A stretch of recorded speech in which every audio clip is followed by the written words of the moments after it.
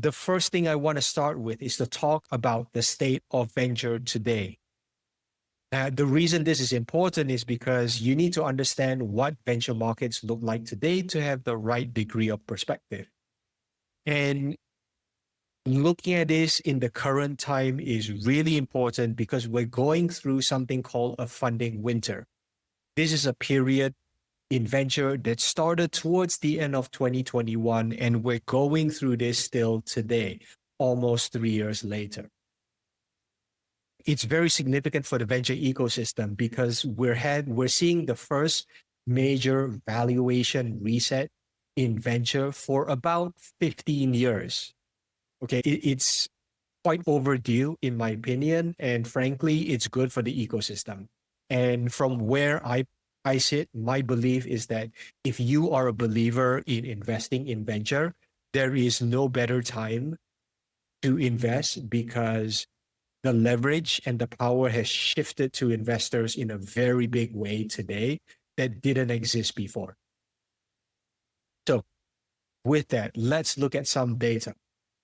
Now, all of this data that I'm going to show you, it comes from a company called Carta. They are a fund administrator and a cap table solution in the US. So the data that they have is very US centric. It reflects a lot of companies on the East Coast and West Coast, which means to say that this data is a little bit skewed towards outliers. And so if you are in different parts of the world, chances are this is going to look higher than reality, right? So it's going to be lower than the average for the US is going to be lower than what we see here. And if you are in a more nascent or emerging venture ecosystem, chances are that the valuations are going to be even lower. So with all of those caveats, let me explain what the markets look like to help you calibrate. What we are looking at here is quarter by quarter from Q1 of 2020 up to Q2 of 2023. And this shows median pre-money valuations for different stages. On the left here, you have seed stage companies, and on the right, Series A. When you look at this data, what are our takeaways?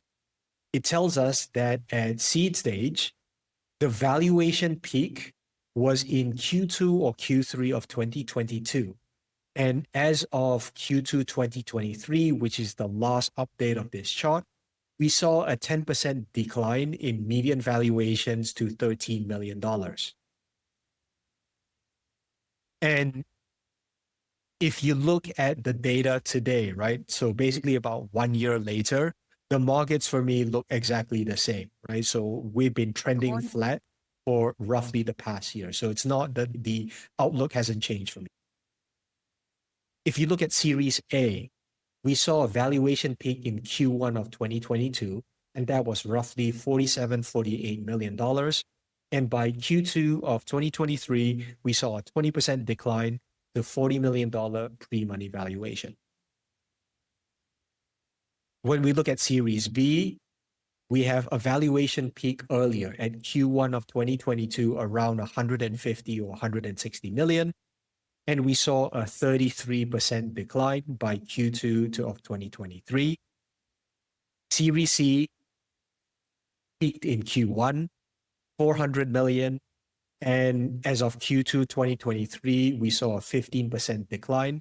Frankly, I don't put too much stock in this bounce back, right? I actually think that this particular data could have been skewed by one or two very large deals that pulled the average up. And finally, at Series Ds, we saw peak valuation in Q3 of 2021 at $1 billion. And as of Q2 2023, there was a 65% decline down to 330 million. Series E peaked in Q2 of 2022, 1.7 billion. And as of Q2 2023, we saw a 70% decline. Okay, so there's a couple of trends here. One is that when we look at the different stages, the peak valuation for venture was started around 2022, and actually for later stage companies, it started kicking in earlier. The second effect that we see is that when we go to later stage companies, Series B, C, D, and E, the declines were a lot sharper than earlier stage companies.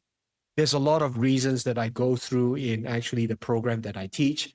It has to do with interest rates. It has to do with institutional capital shifting their money around. Now, another look at this data looks like this. Okay, so this chart here reflects quarter by quarter the same data set, but I'm representing the changes for each quarter across each rows in percentages. And so if you look across the rows from seed stage, series A, B, C, D, E onwards, you can see by quarter which quarters, which time periods where the valuation went up and which quarters where they went down. And if we can just look across green and red, you can see that funding winter started to hit in the second half of 2021. And it really started to get quite serious in 2022. And we see some stabilization in the second half of 2023. And the second takeaway for us is that if you compare the seed and series A companies where the declines maxed out at roughly 10% per quarter, we see a lot more drastic changes in series B, C, D, and E, right? You might see consecutive minus 10, minus 20, minus 40% declines in valuation. Another look at this is we can compare the peak up round multiples versus a different time period. And so what we did was we looked at data from C to series A to B, B to C, C to D. And we can compare the peak up round multiple against a time period. And we chose Q4 of 2022 to look at the decline. So you can see here that from C to series A, the peak up round multiple was 3.7x from C to series A, and that happened in Q1 of 2021. By Q4 of 2022, the up round multiple for C to A went down to 2.8x. And similarly, we see a decline from A to B, B to C, C to D. So takeaway here is that valuation multiple increases have declined across all stages, and very clearly, the later stages are much more severely impacted. And not only that, the time between stages is also increasing.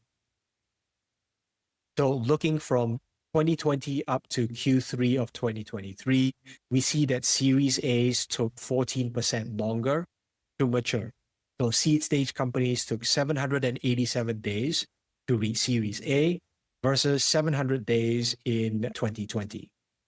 And from A to B, we saw a 7% increase from 760 to 844 days. And finally, for Series B to C, we saw a 57% increase. So the time to progress from rounds also got much more extended at later stages, right? So clearly there's a big difference between what's happening at C to Series A and what's happening at B to C onwards.